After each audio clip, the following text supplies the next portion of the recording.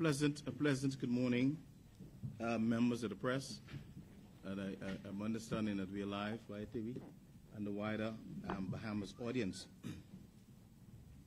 Let me first of all welcome all of you to Port Ferguson Center Police Headquarters, where we will give you an overview, a briefing of the chain of events which transpired since the 8th of Thursday the 8th during the ill-fated plane crash. Joining me this morning in this initiative is definitely the Commodore of the Royal Bahamas Defense Force, Mr. Bethel, Mr. Tellis Bethel. I also have Mr. Keith Major, the General Manager for the Bahamas Navigation Division, Bahamas Air Navigation Division, Mr. Len King, Manager of the Air Traffic Division. Also, Mr. Chris Lloyd, Operations Manager, Bahamas Air Sea Rescue Association. And our U.S. counterpart, Mr. Makita, our U.S. Coast Guard liaison officer here at the U.S. Embassy. Also, too, quite a number of the Deputy Commander of the Defense Force, along with the senior officers, so assembled, and Assistant Commissioners and senior officers of the Royal Bahamas Police Force. I'm sure you can and would appreciate that plane crashes which occur anywhere in the Commonwealth of the Bahamas, there's a process in terms of investigation of that crash. And so that I just want to say that for the record, the Accident and Investigation Department is responsible, is the lead agency responsible for the investigation of that particular crash. They are aided in that particular process by the Royal Bahamas Police Force, who too has a role to play in the investigation of that matter.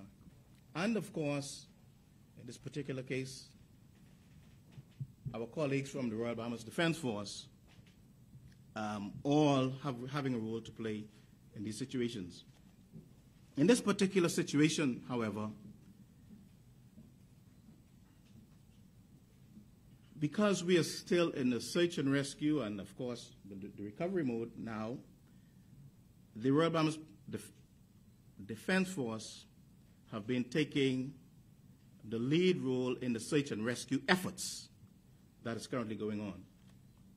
And I just want to say for the record, too, that that role was never halted by the Royal Bahamas Defense Force, because from the night of the crash, search and rescue and recovery was continued or has been undertaken.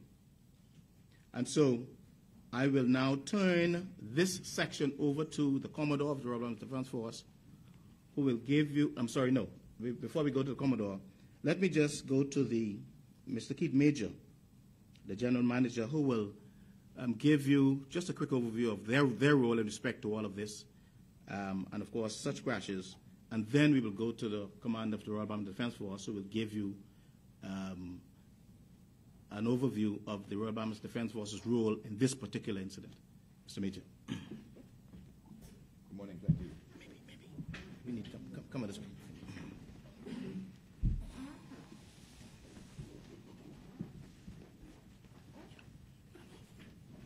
Good morning to all. Thank you, Commissioner. First of all, my condolences to the family. But Air Traffic Services, or Bahamas Air Navigation Services Division, which has oversight of air traffic services in the country, is an alerting service. When we have incidents such as this, we alert the necessary agencies such as the Defense Force, BASRA, U.S. Coast Guard, etc. We did just that. We also alerted the Air Accident Investigation Division, which is an autonomous body not associated with Bahamas Air Navigation Service Division, reports direct to the Minister. And as the Commissioner said earlier, they would be responsible for the investigation as to the cause of the crash. But once air traffic would have notified the relevant agencies, our role basically ceased. But we will continue to provide efforts to assist with coordination because of the proximity of the site to the airport and on final approach to the main runway. There was need to divert aircraft away from that area, so we will be the coordinators in such event. But in a nutshell, that's basically it for us. Thank you so much, Mr. Major. And we ask that you hold all questions until the completion of the entire process, and then we'll field any questions you may have. This particular investigation is ongoing, as I indicated earlier. It's being led by the Accident and Investigation Department, assisted by the Royal Bahamas Police Force and the Royal Bahamas Defense Force. And so at this time, I would wish to turn the meeting over to the Commodore of the Royal Bahamas Defense Force, who will give you an overview of the Defense Force's position of this event.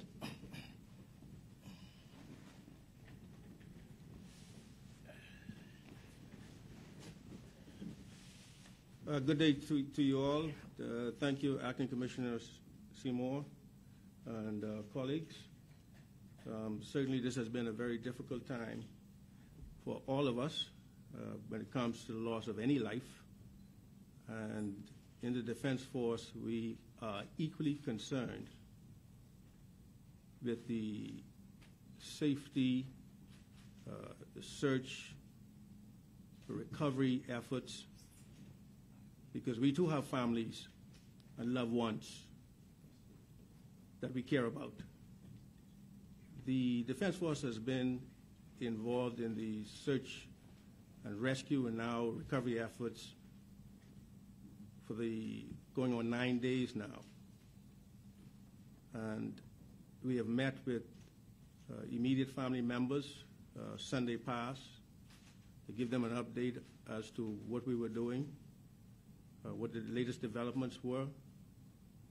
And we've also had a briefing as recent as last night with the Minister and colleagues from the Royal Bahamas Police Force. We've extended an invitation to the family to meet with them this morning to give them the latest update, which they declined. But nevertheless, we're here just to share with you, the Bahamian public, as to what the developments are, what the Defense Force is doing, and to give you a better understanding of the efforts we have undertaken. Of course, we live in a time where there's social media and there's a lot of information and misrepresentation that occurs. But we want to bring balance to perspective, and as a part of our presentation, we would also show you by PowerPoint locations and our activities. We'll open the floor on completion to any questions you may have. But as mentioned earlier, the Defense Force has been engaged over the last 9 days. We've been working along with at least 5 agencies, 4 agencies, and that's police and BASRA, United States Coast Guard, and who else was that? Civil aviation. And as far as the Defense Force's involvement is concerned with its assets, we've had boats involved. We've had the assistance of the United States Coast Guard air assets. We've conducted shoreline patrols, and we've made use of divers in the overall process of the search and rescue and now recovery. The total area we've covered so far in our search efforts is approximately 300 square miles, and we'll go into details shortly with our PowerPoint presentation. And with any further ado, I would turn over the briefing to Lieutenant Commander Colin Bethel, who is our squadron commanding officer, and he will continue this brief, and we will be open for questions on completion. And thank you. Good morning, all. Now, just one, if you wish to look at this, the brief is on the screen behind you. If you wish to set up your cameras.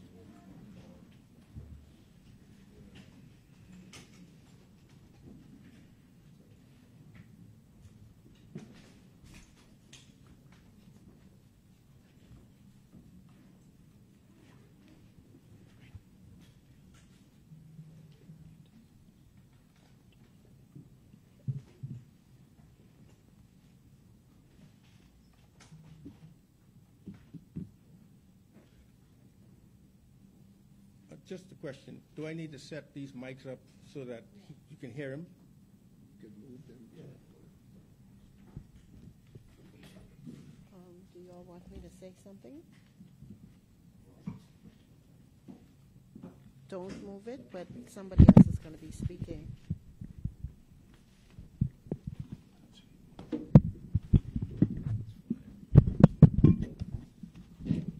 You want me to put them back where they were, or what you want me to do? Huh?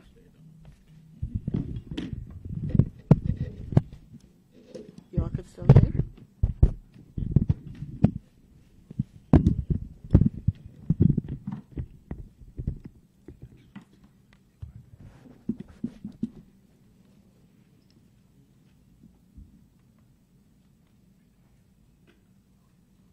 Good morning, all.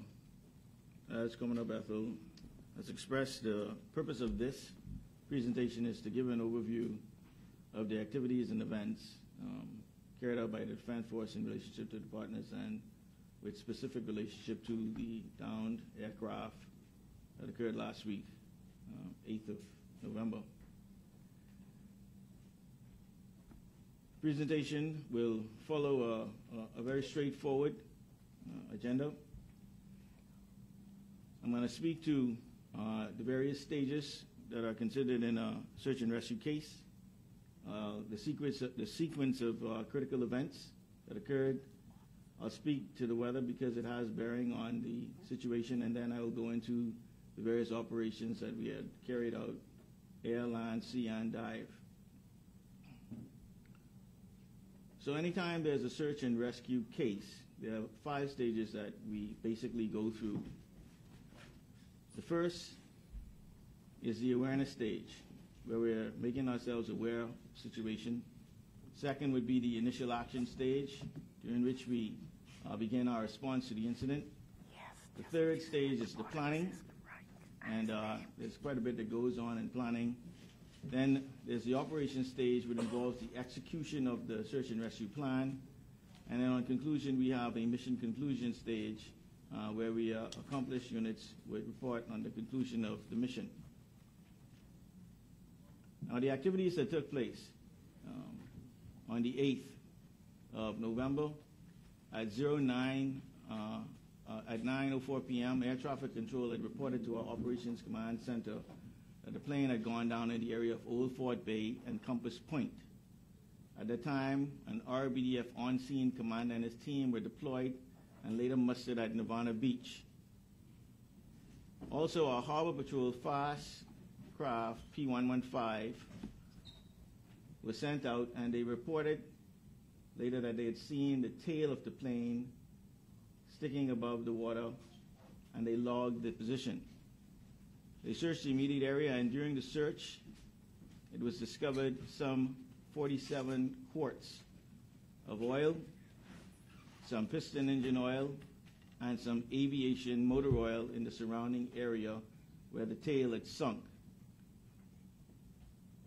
On Friday, early that morning, we deployed R.B.D.F divers to the area. We deployed R.B.D.F craft. We had a U.S. Coast Guard aircraft fixed wing in the area. We had Basra and the Royal Bahamas Police Force in the area conducting searches or continuing to conduct search where the tail of the plane had disappeared underwater. We also had our drone launched, and later on that day we also got reports from the U.S. Coast Guard aircraft that they had spotted an oil sheen in the water. Continuing over the weekend, Saturday and Sunday were inclement days. We weren't able to dive. However, we still had surface assets, surface and flying assets that covered the area in our search and rescue efforts. Bearing in mind, this is the initial days of a missing person. Our concentration is on search and rescue. On Tuesday, R.B.D.F divers would have discovered some debris in the area of the site where the tail had went down at some 112 feet. On Wednesday, our search and rescue efforts continued with shoreline patrols, but with negative findings. On Thursday, as we're all aware, we had some civilian divers that went down. They found some debris at the crash site. We also had R.B.D.F divers that went down that day and discovered more debris around the site. Today, 16th, we also have divers out, which have discovered even more debris of the plane in the downed area depths, now at 216 feet. And I will speak to that further in the presentation. This slide is just to give a representation of the plane or the type of plane that went down, and also show what the tail had looked like when it was first discovered. It was in that same type of position. We would have been able to see basically what you're seeing there on the screen.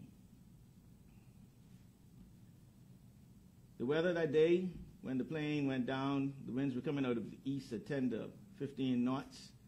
Seas were 2 to 4 feet. But what's interesting to note is that the tide at the time, the high tide at that night was 8:12, which means that when the plane went down an hour or so later, we would have been at ebb tide, meaning that anything in the water would be getting pulled out to the ocean.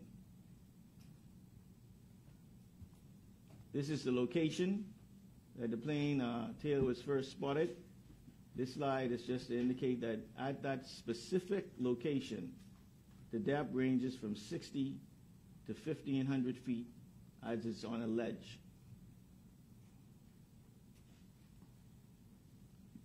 The red area there speaks to the some over 300 square miles of area that we would have covered. And to the right, you would see the assets or types of assets that were involved. We had rotary wing, fixed wing, we had small boats, we had interceptors, we had the use of our drone, and we also had the support of all of the volunteers from the Bahamas Air Sea Rescue Association. Our drone was able to provide us with aerial coverage along the coastline as well as out to sea. This is just one of the search patterns that they had done at a height of 300 feet, covering some 286 meters off of Old Fort Bay. This is an aerial view at 300 feet of the shallow areas that the smaller boats could not get into because of the dangerous reefs.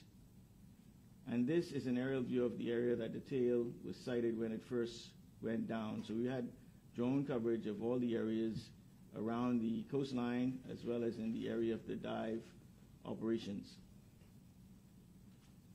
This is just a particular course that the drone would have taken, moving from all the way from the northeast point all the way down to Compass Point.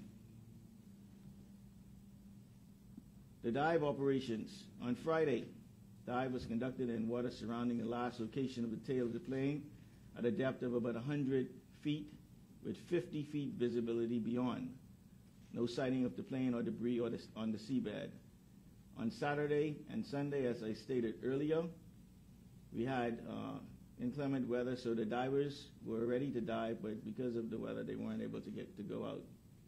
On Monday, even though the weather had died down somewhat, it still was not conducive for dives, but we did do a surface search with the divers with negative findings.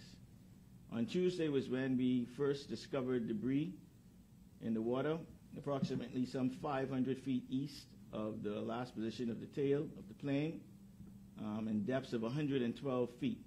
The debris field was about 60 feet from the leading edge of the shelf, which went down to 1,500 feet.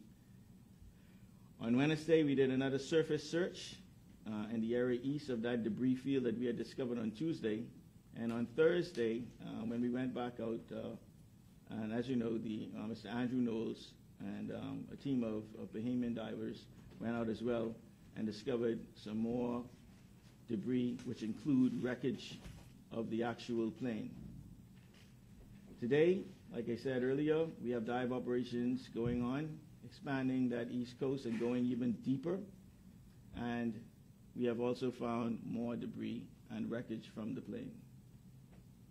This is just a shot to show you what a dive pattern or dive search pattern would look like. There would be zigzag motions covering several areas. There would be areas that would be identified by cordon lines for each search. This was the pattern that was taken on Tuesday when we found the debris. As you can notice, in relationship to the initial sighting was slightly west, the debris was east to that sighting.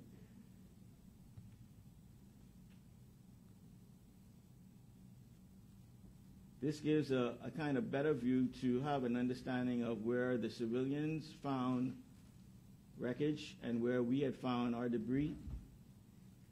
What's also interesting to note is our initial debris that we had discovered was a lot of light material. It wasn't anything heavy. It wasn't any pieces of metal. And as you can see, it was slightly west to where the heavier metal was found by the civilian divers and our divers the next day, on Thursday. So this is what we discovered during our initial discovery of the debris on Tuesday. There was this papery, plasticky looking substance, all consistent with, and cardboard consistent with the containers that would have held the oil that we had found the very first day. And it was spread all over the seabed. That is an aerial shot that speaks to the container that would have held the oil. So we know it was from the plane.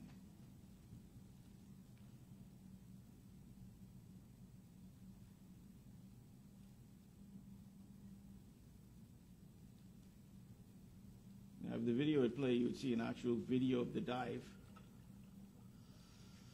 So what you have here is an actual video of the Defense Force divers on Tuesday when we first discovered some of the debris from the plane.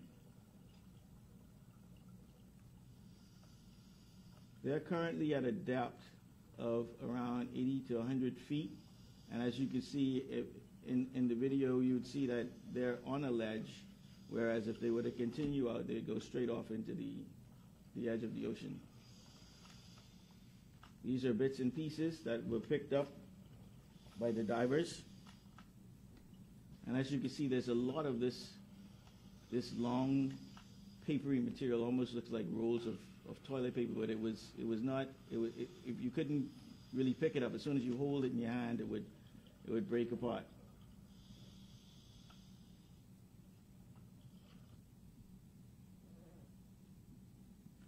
So this is some of the debris that was discovered yesterday, recovered yesterday from Defense Force divers, and I think everybody knows of debris that were recovered by the civilians. Today, this is footage from the dive today. That was further east of the location yesterday. However, they went over the ledge even more at another plateau of over 216 feet. So this is much deeper than anything that we had discovered earlier. It's kind of hard to see in this particular picture, but this particular picture represents what that ledge looks like. It's almost like steps. So you have plateaus, you have steps of seabed, and you can see as they go down in steps. And today, this is just some of the debris that was recovered today from our divers. They're actually still out there diving. But this is just to show at 216 feet is where some of that heavier material is located as they continue to look. That concludes the presentation, but I would like to just say that the Royal Bahamas Defense Force has never ceased in its effort in search and rescue and into recovery. We're working diligently with our partners to try to bring closure to the situation and to basically see if we could find anything else from the aircraft that went missing last week. Thank you. That concludes the efficiency presentation. So you have any questions? Oh, before we start, we have to move. Oh, the mics. I have a question.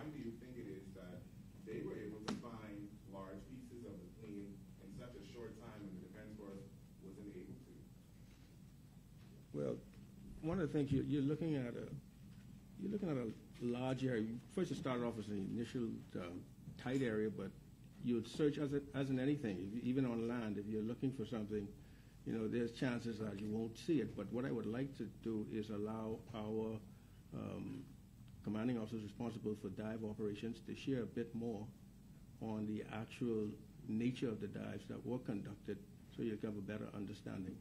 Okay. With that, Commander Ferguson, I'll let you come right here. Okay.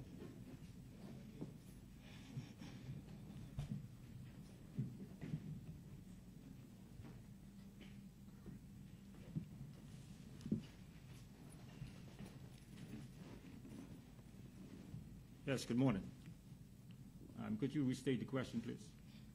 The Commodore mentioned that the search area was approximately 300 square miles. Yesterday, it took the civilian divers less than an hour to find pieces, large pieces of the aircraft, and it was only about 600 feet from where the plane had went down. So my question was, why in What is it that you want me to do? that the Defense Force couldn't I find could these large pieces in their search, but civilians were able to find them in such a short time? Right. So basically, what you have is, as would have been presented in the presentation, search and rescue is a science, is something that we do whereby, based on the weather pattern, based on what the weather is doing, based on the sea state, the tide flow, we now go ahead and we do what we call is a dive search area. The dive search area that we initiated on that day was pretty much focusing around the search area where the last sighting of the tail of the plane was noted. So we would have dived that area, and we would have been confident in that 1 mile range of dive that we did, that there was no other debris that we found in that area. So for that day, we would have cleared that dive search area. With subsequent dives, you now do a shifting of your dive search area, in which case, as you would have seen on Tuesday, our dive search area shifted to the east, and on Tuesday the 13th, our divers were now finding debris that came from that plane wreckage. DOC, the Eyewitness News, just to clarify, the search and rescue efforts shut down 4 hours after they saw on the night of the crash. Are you suggesting conclusively that it was because of weather that the search and rescue efforts were postponed until the next day? No, that is not what I'm suggesting. What we're doing, just for the purpose of the questions, and to deal with the questions asked in order. Let's make sure we bring closure to your question first, sir. I think he was done answering. All right. Were you done? Okay. Yeah, can you clarify as to why the search was called on 4 hours after the search began that night, please? All right. Hold on. We're gonna answer that question. What I'd like to do is I call on Commander Pinder. All right, our on-scene commander, who will speak to that. Thank you. Yeah. Thank you for your question, and good morning to all of you. Search never ceased. What we had was an ongoing effort to ensure initially the emphasis on the discovery of life, and that effort continued. Recognizing that we cannot predict when the call will go out, for our vessels to respond. The vessels that responded were not necessarily on full tanks. At some point, after they would have exhausted 4 hours after into the search, and had to continue to make preparations for divers to do a more intensive search, they had to return in. And so our efforts continued in earnest, and we had to return to replenish and to ensure that our fuel, our personnel, the divers were embarked, the right equipment was embarked, and so there was always, throughout the entire process, search efforts going on. Commander Pinder. At 1 a.m., the search did not stop at 1 a.m. that Friday morning. Because we were briefed by officers on the scene that the search was being called off for the night and that the search would resume the next morning. What happened was we had a suspension of search in terms of the surface search craft having to return to bring in additional divers to ensure that the right equipment was brought in, and more importantly, to ensure that the personnel, the right personnel. And what hour were those new personnel brought in? When were the tanks refilled and when were the new personnel brought in? Our personnel returned to site so as to dive at first light, which would be shortly after 6. About what time was that, though, Commander Pinder? About what time? Because there seemed to be a lapse in reporting the time. Some say you left at 12. Some say at 2 a.m. What time did you leave, and exactly what time did you return? I'll say this without getting specific with the time. It was well after 0200 hours when our surface craft went in. And, of course, we had to allow for our people an operation. I want you to appreciate the environment under which that search was being conducted. There was ambiguity regarding the number of persons actually on the plane, and all response efforts was focused toward ensuring that life was preserved. If somebody was in water, we want to make sure we saturated the area to assure that we can rescue life. The emphasis was on rescuing life. Understandable, but there's no conclusive answer as to when the tanks were refilled and personnel redeployed into the water. They redeployed so as to initiate dive operations at first light. I don't have the specific time, but I can assure you by first light, before 6 o'clock, those vessels were en route to the position because Commander the dive Pinder, initiated. Is it normal that you would not put in a time when you're doing a report? I also noticed that it was void in your presentation. I didn't see a time. I saw early a.m. Yes, but we ma'am. need a time because I know how the Yes, military ma'am. is. That time, Everything is the time. specifics, as we have an ongoing investigation, the specifics will be eventually documented for public knowledge. However, as we are in the midst of an investigation, there are certain specific information that I just cannot release at this particular time. I assure you that it will be. But what I want to say as it relates to the time frame is that we had an ongoing search in an area that was saturated with reefs. We had near to none in terms of visibility. We had ongoing efforts to look for life. We made every effort to ensure that we pushed the envelope without compromising safety. And at some point, you have to go in, get yourself all squared away in terms of having refueled, take on the necessary, after you've made your initial search, you want to make sure the necessary right equipment and personnel are in place to go ahead and do a much more comprehensive effort. And that is what we did. We continued our efforts. When the tail of the plane was spotted, how close were officials to the tail of the plane, and were any efforts made at all to try and get to the tail of the plane before it disappeared into the water? I can say, without being specific again, that the personnel was satisfied that they did see the aircraft tail before it eventually submerged beneath the surface. The exact distance, based on depth perception night, we just cannot say, but we are confident that based on more than one eyewitness account of the responding vessel, that they were near enough to see it and to allow for an extra craft from the Bajra unit to also join them in that particular area, at which time that particular location was logged and recorded. Thereafter, the entire area was saturated with surface assets to assure for the recovery of life. My next question is possibly for the Commodore. Your colleague just mentioned that, in the coming days or weeks, information will be released to us as to the specifics about this investigation. This happened on Thursday. Was there a command center set up to effectively communicate information about what was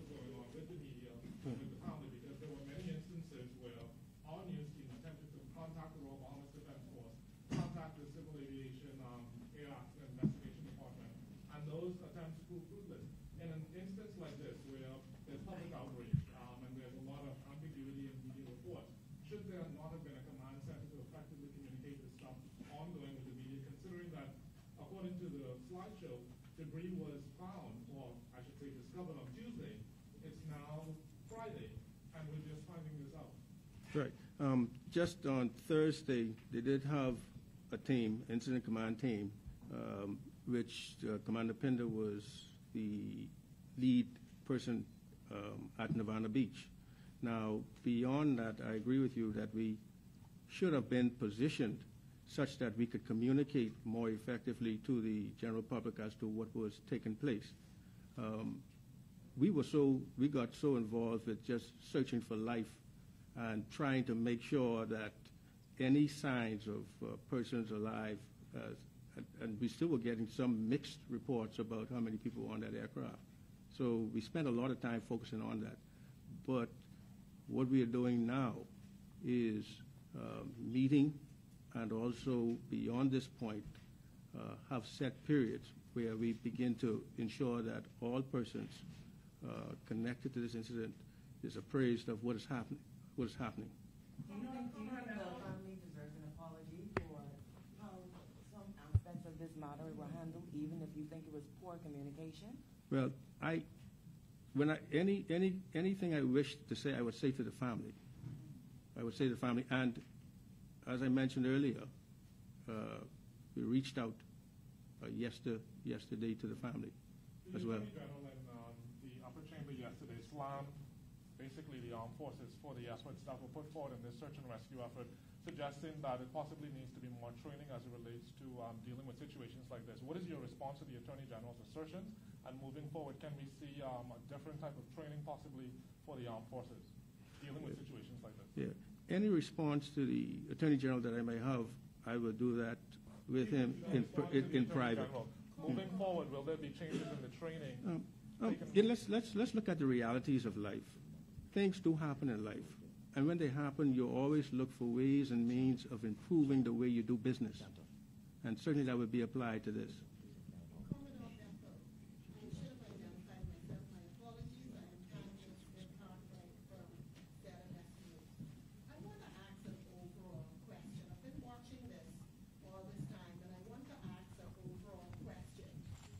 I see your elaborate display, your lovely PowerPoint display of start to finish so far what has happened. And it sort of fills in some of the blanks for me, a member of the public. But I want to ask this question. Do you think this is just a case of very bad PR on the department, on the part of the Royal Bahamas Defense Force, or is it straight up negligence in terms of communication? As I just mentioned, anything you do, you'll always find ways to improve on it. And I just shared with you what we're planning to do going forward. Okay, so that is an admission of sort of dropping the ball, do you think? No, it was an admission of what I just said. Which is dropping the ball in a sense? No, that's what you said. Well, How long do you expect this search effort to continue now that you've already started to find these? Well, we'll take it on a day-by-day basis because, every day there's a different set of factors that you must consider. And so we will continue, especially with the most recent find this morning by our dive team members. So even that has to be analyzed, and we'll make a determination. Commander Bethel, Jasper Ward, Nassau Guardian. I know authorities said last week they weren't able to locate the plane the day after. Were any efforts made to secure the plane when they first arrived at the site? No efforts were made to secure the aircraft because our priority right then and there was to look for persons who may have been alive in the water. Now, let me just share something with you. It was in 2015.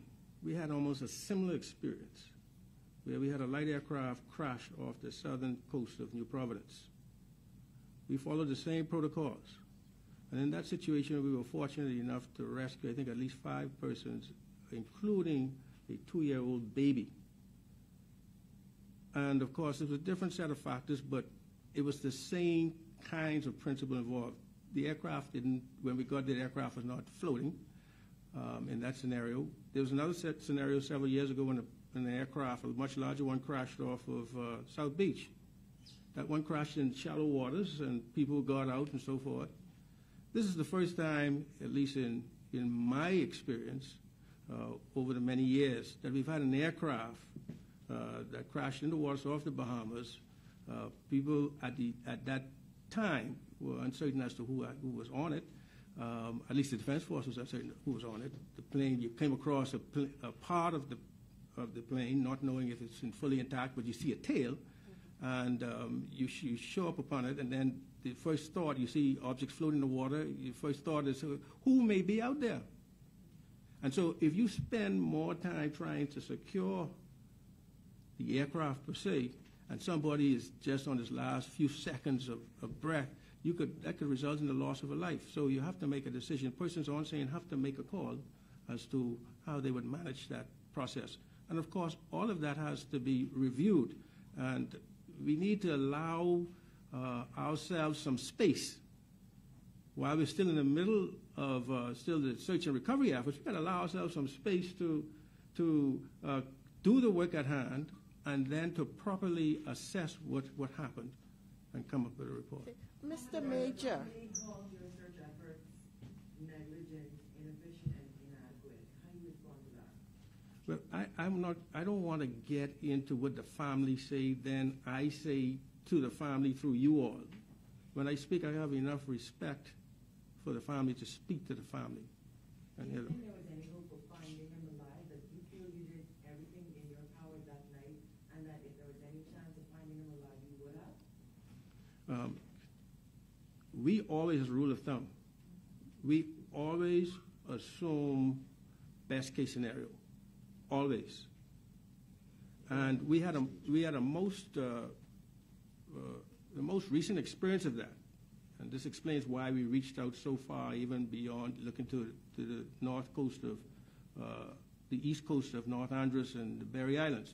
We had a situation where everybody said this young man from Bimini was making his way to New Providence, and somewhere between Bimini and New Providence, he went missing. And then 2 weeks later or so, they found this person in a totally opposite direction in the Gulf between Bimini and the United States. Somebody picked him up. So we assumed the best case scenario.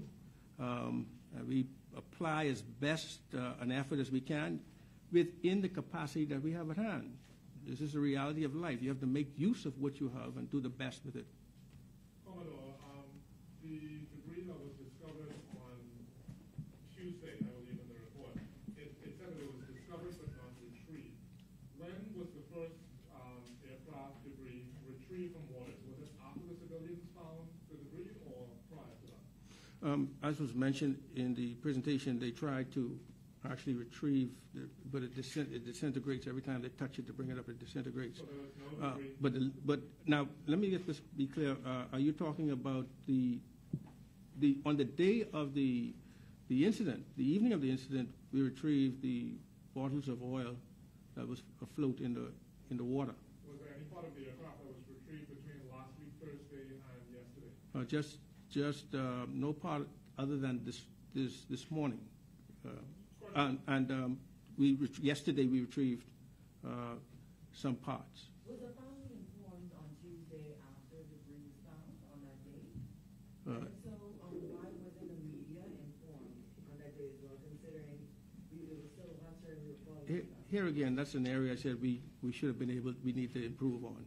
We should not on that day. No. Okay, so no debris was retrieved from water prior to the civilians retrieving the debris yesterday? Only the oil containers that were afloat in the water near the tail of the aircraft. Why were Marines not able to retrieve that debris before civilians yesterday and search efforts were ongoing? Well, I think you just had a clear explanation as to where we were searching, where we were focusing on. And I think we understand what the situation is in that regard. Would you have done anything differently other than, I know you admitted communication could have been better, but in hindsight, is there anything officials would have done differently in the days after the crash? There are some things that are already in mind But we have to, and we're already communicating on this as far as all of the agency partners are concerned. And so that is something that will come out at the end of this investigation. In the presentation, it mentioned that yesterday, I think he said that in addition to the pieces that were discovered by the civilians, there were small pieces that the defense force on search team recovered. Around what time did they do their search? Because when the civilian boat went out, there weren't any patrol vessels there, and that was well around 12 p.m. in the day. So around what time did they go out, and for how long? The area since the incident has been consistent has been patrolled on a daily basis, since the incident. Now, as mentioned, there were some limitations with the dive because of the weather situation. We got information of the finding by the private concerns, and then we decided to look in an area close to that area where we found this additional. So the team went out after you got word that the civilians found? Yeah, they went out after. So was it safe to say that if they didn't find those pieces, then? No, they already had a planned dive for that area. Yeah. In any event, yes, that was a plan. Commodore, is the search going to be extended there, Andres? Because we were told that some of the family members had gone down there because they had gotten some information that there may have been something worth looking at out there. Well, here's what I would say. Any information that people receive, you can either inform the police or you can inform the defense force. And this is where the communication process comes in, not only from the defense. We've admitted what our concerns were with communication, but we also need feedback and participation from the general public.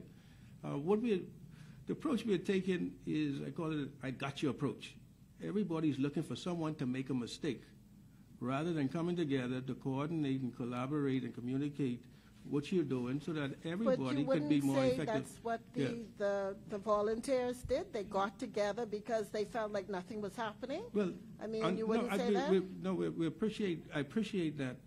It was excellent what they did, but I'm saying we all need to do a better job. I'm not saying what they did was wrong. Okay. I'm talking about improving. We all need to do better. Hey, look, we are going out there. This is the area we are going in. And if you have any information that we can work with, please share that with us. You know, this is the kind of working relation. We all want the same thing. Okay.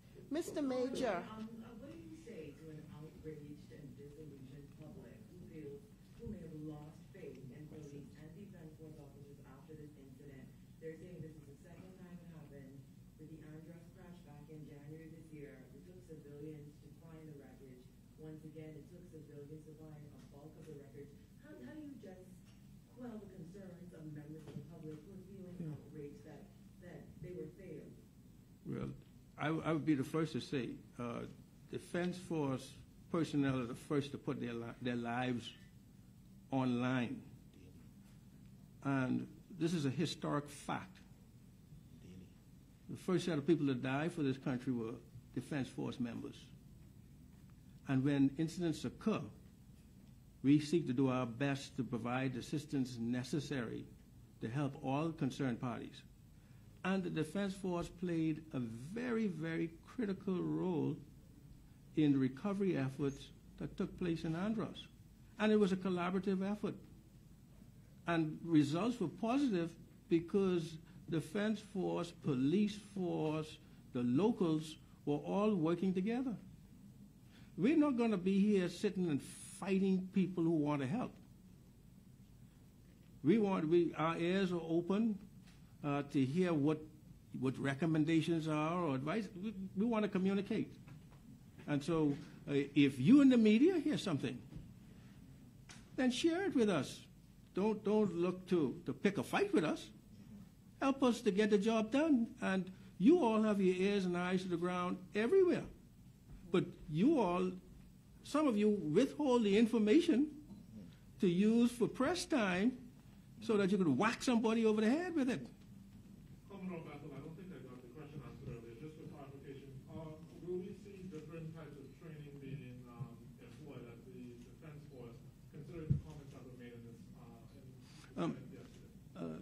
I'm not going to comment on what was made in the Senate. I am just going to comment on what we do. All right? Training is always ongoing for the Defense Force. Rome was not built in a day. Sometimes you try to compare us with military services that have been around for 250, over 300 years. We've only been around for 38 years, and we're well ahead in comparison to where they were many centuries ago. So training and development is a major thing for us. And as a matter of fact, it was just several weeks ago, the Defense Force conducted a advanced dive program for its members. You know, so we are always training them. But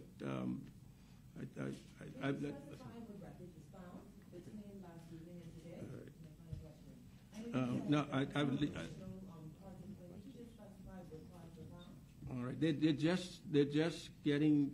They're still on scene right now, and they're in the process of retrieving these items, and so we'll be able to specify at some time. The appropriate authority will specify what they are, and that with that we're going to close. Could I just ask Mr. Major a quick question? Can I? At this time. No, I mean it's vital to my report. We're going to come back. We're going to come back and bring you up to date again. So this is not the last. This is not the last brief. Thank you very much.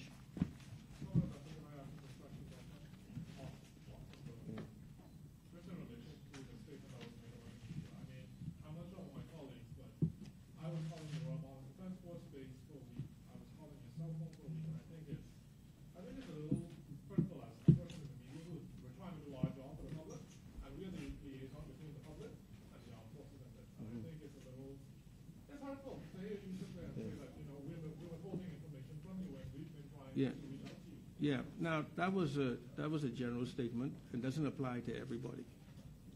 Okay, but it doesn't stop us from improving the way we do business with you all. And you sure Okay. I can just ask the one last? Okay, thank you, members of the press. Listen, we want to thank you so much for your attention. We want to thank you for coming, and of course, for all the questions you have asked. You know, I just want to thank. As I thank you, I want to thank members of the community. I want to thank the family, and of course, I want to thank all of the persons who would have been involved, particularly the persons who would have come out to do the volunteering. We would have sent out some information in the press this morning, where we asked that we invite people to come out and, of course, assist. However, we want structured, and we want things to be done in an organized approach. And so we ask members of the public who would like to assist. We ask that they kindly register with BASRA, Bahamas Sea Rescue Association, so that there can be a coordinated approach until we can bring some conclusion to this matter. Our investigations, then that is the police, defense, and of course the accident and investigation department, will continue until such time as we are satisfied that we will bring closure to this, to the satisfaction of everyone concerned. And so thank all of you for coming out, and we pray that you have a blessed day today. Thank you so much. Well, that's going to do it here for us. The press conference is now concluded. Some questions were answered, some remain unanswered. The Commodore has promised another briefing, so we will have to hold him to his word. I'm Tanya Smith-Cartwright for ZNS Network News.